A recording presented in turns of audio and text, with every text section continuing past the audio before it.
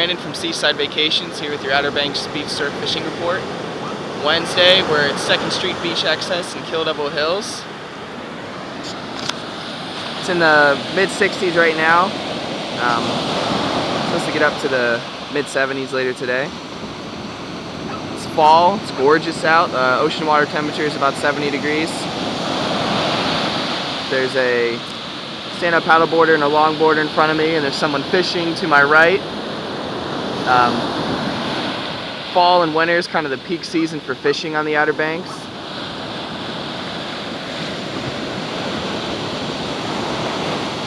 It's a gorgeous morning on the beach.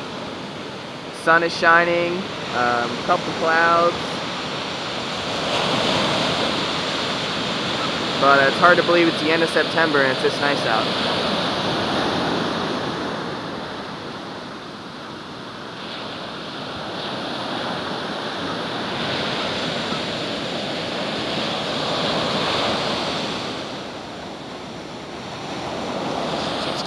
If you're thinking about a fall getaway to the Outer Banks, make sure to give us a look.